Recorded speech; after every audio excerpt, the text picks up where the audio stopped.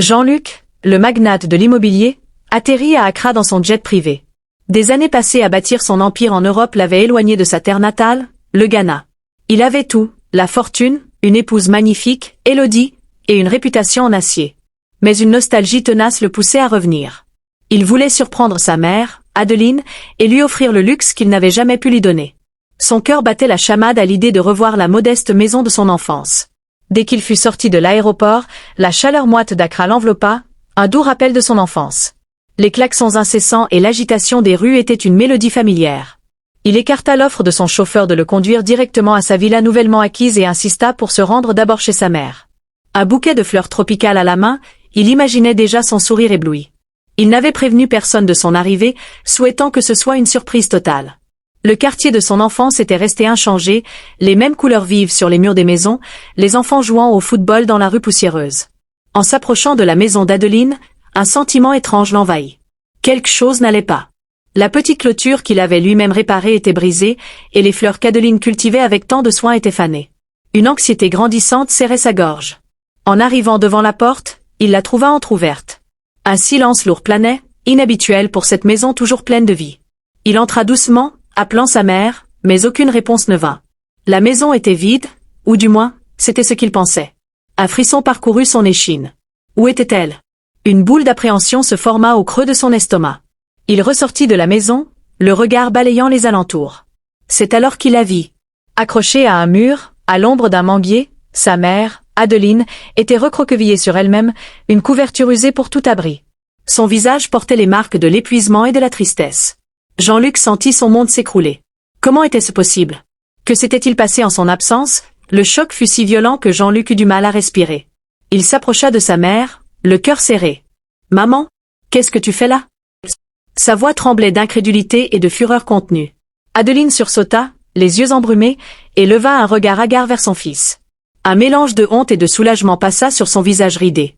Elle tenta de se lever, mais ses forces l'abandonnèrent. « Jean-Luc, mon fils !» murmura-t-elle, les larmes coulant sur ses joues. Elle était maigre, ses vêtements sales et déchirés. Il la prit dans ses bras, sentant la fragilité de son corps. La scène était insoutenable. Son esprit s'emballait, cherchant une explication, une raison à cette horreur.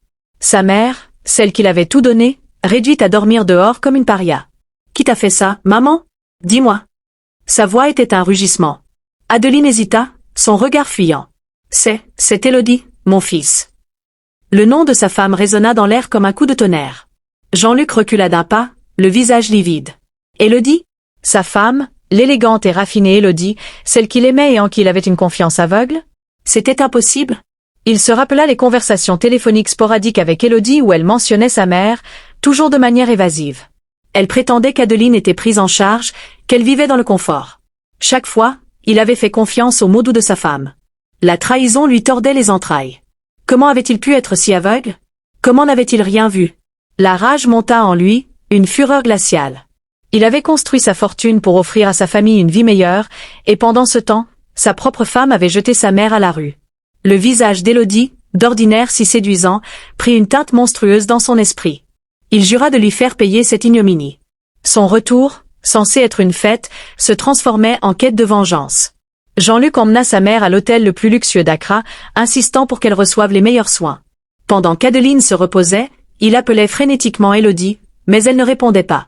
Il la laissa un message vocal glacial, lui ordonnant de le rejoindre immédiatement à l'hôtel, menaçant de divulguer des informations compromettantes sur ses dépenses excessives si elle ne se présentait pas. Le ton sans équivoque de Jean-Luc laissa peu de place au doute. Élodie arriva quelques heures plus tard, son visage masqué par une expression d'innocence feinte. Elle portait une robe en soie qui soulignait sa silhouette parfaite, son parfum cher emplissant le hall de l'hôtel. En voyant la rage dans les yeux de Jean-Luc, son sourire vacilla. Elle savait qu'il s'était passé quelque chose, mais elle n'imaginait pas l'ampleur de sa découverte. « Jean-Luc, je ne savais pas que tu étais là. » Elle tenta de l'embrasser, mais il recula. « Ne m'appelle plus jamais ton amour, Élodie. » Sa voix était basse, dangereuse. « J'ai vu maman. J'ai vu ce que tu lui as fait. » Le sang quitta le visage d'Élodie. Ses yeux, d'habitude si pétillants, s'emplirent de panique. Elle essaya de se défendre, de nier, mais les mots restaient coincés dans sa gorge. « Elle m'a dit que tu l'avais chassée de chez elle. Qu'elle dormait dehors pendant que tu vivais dans le luxe de ma fortune. » Jean-Luc la fixait avec un dégoût palpable. Comment as-tu pu? Après tout ce que je t'ai donné, après tout ce que j'ai fait pour toi. Élodie, prise au dépourvu, n'avait plus son aplomb habituel. Ses mensonges et ses manipulations étaient enfin mis à nu. Ce n'est pas ce que tu penses, Jean-Luc. Elle est vieille, elle divague. Les excuses d'Élodie sonnaient creux. Jean-Luc secoua la tête. Je t'ai tout donné, Élodie. Et tu as craché sur ma mère. C'est fini entre nous. Tu ne reverras plus un centime de mon argent. Le verdict était prononcé, sans appel. La froideur de sa voix la terrifia. Jean-Luc passa les jours suivants à s'occuper de sa mère, lui offrant tout le confort qu'il pouvait. Il la vit reprendre des forces, mais les marques de la trahison restaient profondes. Pendant ce temps, Élodie tentait de le joindre, alternant supplications et menaces, mais il l'ignorait systématiquement. Son cœur était désormais de pierre à son égard. Il voulait non seulement la quitter, mais aussi la détruire. Il commença à rassembler des preuves de ses folles dépenses, des détournements de fonds qu'elle avait orchestrés à son insu. Il découvrit des comptes cachés, des achats extravagants et des investissements douteux réalisés avec son argent. La profondeur de sa trahison était encore plus grande qu'il ne l'avait imaginé. Il réalisa qu'Élodie n'avait jamais aimé que son argent et son statut. Jean-Luc décida de se venger de manière éclatante et publique. Il voulait qu'Élodie perde tout, exactement comme elle avait fait perdre sa dignité à sa mère. Il contacta son avocat pour entamer une procédure de divorce qui ferait la une des journaux. Il voulait que le monde entier sache quelle femme manipulatrice et cruelle il avait épousée. Il voulait qu'elle soit bannie de la haute société. Il prépara un dossier accablant, regroupant toutes les preuves des méfaits d'Élodie.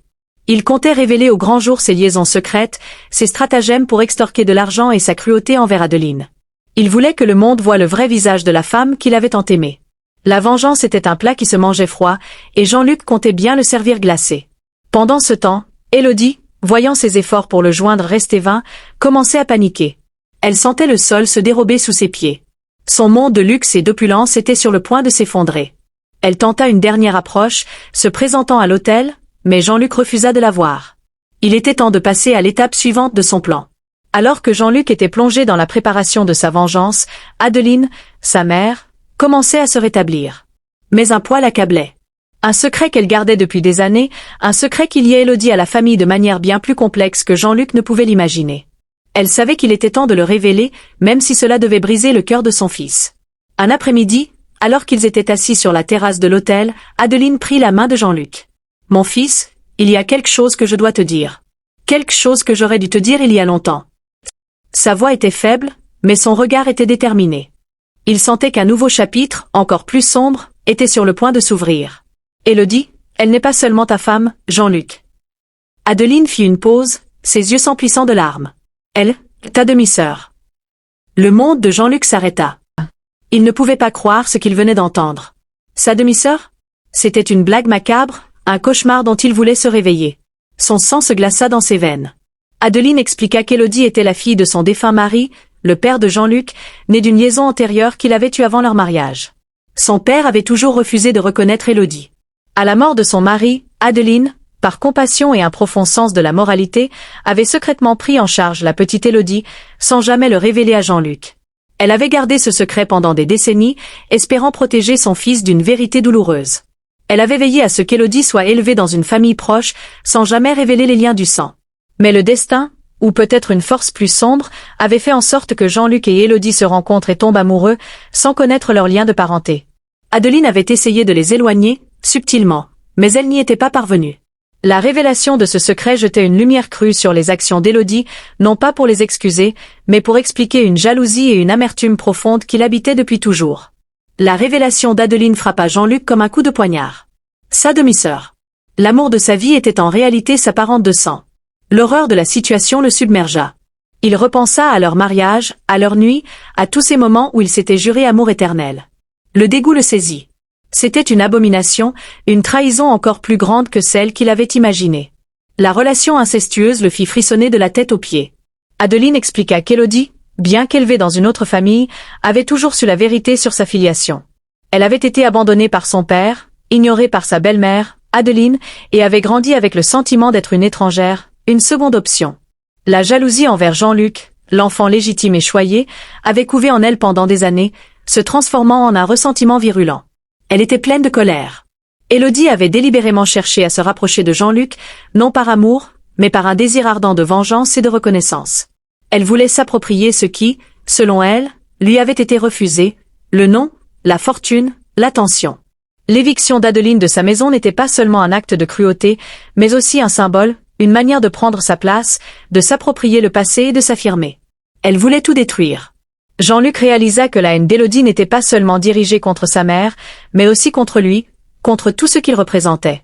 Il n'était qu'un pion dans son jeu de revanche, un moyen d'atteindre la richesse et le pouvoir qu'elle estimait lui revenir.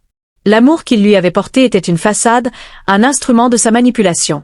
Il avait été aveugle, complice de sa propre destruction. Le plan de vengeance de Jean-Luc prit une tournure encore plus sombre. Il ne s'agissait plus seulement de récupérer son argent ou de la faire payer pour sa cruauté. Il s'agissait de démasquer la machination, de révéler au grand jour la vérité de cette union incestueuse et de la détruire complètement. Il ne pouvait pas tolérer que cette mascarade continue. Jean-Luc, armé de la vérité, décida de frapper un grand coup. Il organisa une conférence de presse, non pas pour l'annoncer lui-même, mais pour attirer l'attention des médias. Il convoqua Élodie à une réunion de réconciliation, sachant qu'elle ne manquerait pas l'occasion de jouer la victime devant les caméras. Il voulait qu'elle soit présente, qu'elle assiste en direct à l'effondrement de son monde. La salle de conférence était bondée de journalistes avides de scandale. Élodie, confiante dans son charme et sa capacité à manipuler l'opinion, arriva avec un air contrit, prête à pleurer des larmes de crocodile. Elle s'attendait à ce que Jean-Luc annonce leur divorce et tente de la discréditer, mais elle ne s'attendait pas à ce qui allait suivre. Son piège était sur le point de se refermer sur elle.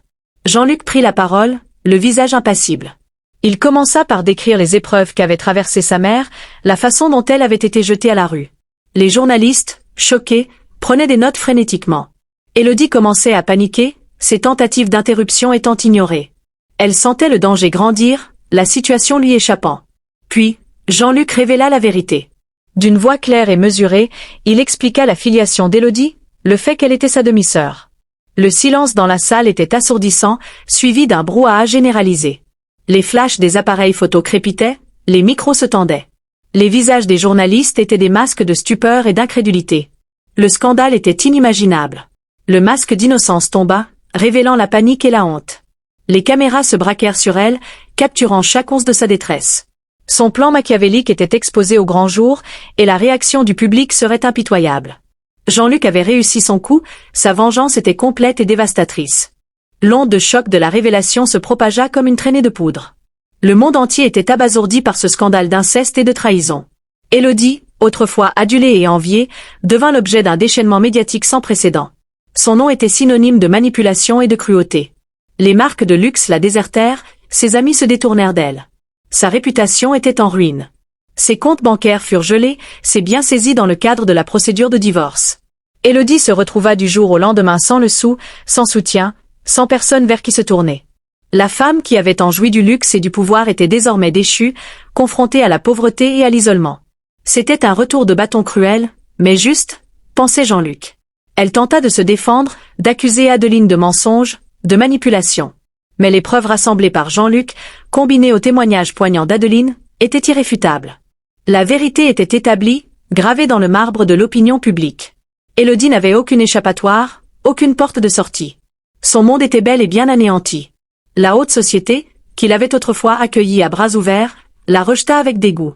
Les invitations cessèrent, les regards se détournèrent. Élodie, habituée au feu des projecteurs, se retrouva dans l'ombre, bannie, ostracisée. La solitude était sa nouvelle compagne, le silence son seul confident. Elle qui avait tant cherché la reconnaissance ne trouva que le mépris. Elle finit par disparaître de la scène publique, son nom ne figurant plus que dans les annales des scandales. Son histoire servit de mise en garde, de rappel cruel des dangers de la cupidité et de la jalousie. Jean-Luc, bien que victorieux, portait les cicatrices de cette trahison, mais il avait rendu justice à sa mère et à lui-même. La vengeance était douce amère, mais nécessaire. Jean-Luc, après le tumulte de la vengeance, se consacra entièrement à sa mère. Il lui acheta une magnifique maison, veillant à ce qu'elle ne manque de rien. Adeline, soulagée d'avoir enfin révélé son secret, retrouva peu à peu la paix. Elle put enfin vivre sereinement, entourée de l'amour de son fils. La relation entre la mère et le fils se renforça, cimentée par les épreuves. Jean-Luc, quant à lui, tenta de panser ses propres plaies. La trahison d'Élodie l'avait profondément marqué, laissant en lui une cicatrice indélébile. Il se méfiait désormais des apparences, des faux-semblants. Il réévalua ses priorités, se tournant vers des projets plus philanthropiques, cherchant un sens plus profond à sa vie. Il se rendit compte que l'argent n'achetait pas le bonheur, ni la loyauté. Il passa du temps à se ressourcer au Ghana, se reconnectant à ses racines, à la simplicité de la vie. Il retrouva des amis d'enfance, se réinvestit dans la communauté. Il commença à comprendre que le vrai luxe n'était pas dans l'opulence, mais dans les liens humains, dans l'amour et le partage. Il était devenu un homme plus sage, plus humble. Bien que la douleur de la trahison fût toujours présente, Jean-Luc commença à se pardonner sa propre aveuglement. Il réalisa qu'il avait été victime d'une manipulation diabolique, mais qu'il avait le pouvoir de se reconstruire. Il apprit à faire confiance à son instinct, à écouter son cœur, et à ne plus jamais laisser personne marcher sur les siens. Il continua son empire, mais avec une nouvelle perspective. Il s'assura que ses affaires soient gérées avec éthique et intégrité. Il investit dans des projets qui bénéficiaient à la population locale, redonnant à la communauté qu'il avait vu grandir. Il devint un exemple de réussite, mais aussi de résilience et de compassion. Des années passèrent. Jean-Luc devint une figure respectée, non seulement pour sa fortune, mais aussi pour son intégrité et sa sagesse. L'histoire de son retour au Ghana, du scandale et de la vengeance d'Élodie devint une légende urbaine, un conte moral sur les dangers de la cupidité et de la trahison. La vérité, aussi douloureuse soit-elle, avait triomphé. Adeline, sa mère, vécut une vieillesse paisible et heureuse, entourée de l'amour et des attentions de son fils. Elle devint une source de sagesse pour Jean-Luc, lui rappelant constamment l'importance de la famille, de la compassion et du pardon. Son courage face à l'adversité inspira Jean-Luc à devenir un homme meilleur. Quant à Élodie, elle sombra dans l'oubli. Son nom fut effacé des annales de la haute société, et personne ne sut jamais vraiment ce qu'il advint d'elle. Son histoire fut un avertissement, un rappel que la vengeance et la haine ne mènent qu'à la destruction. Elle fut la victime de ses propres choix, de sa propre amertume.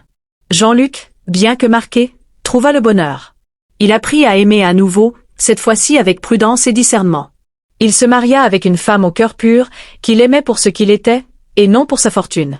Ils eurent des enfants, à qui il transmit les valeurs d'honnêteté, de respect et d'amour familial. L'héritage de la vérité fut le plus grand de tous. Le scandale avait secoué leur monde, mais il avait aussi permis de révéler des secrets enfouis et de reconstruire des vies sur des bases plus solides.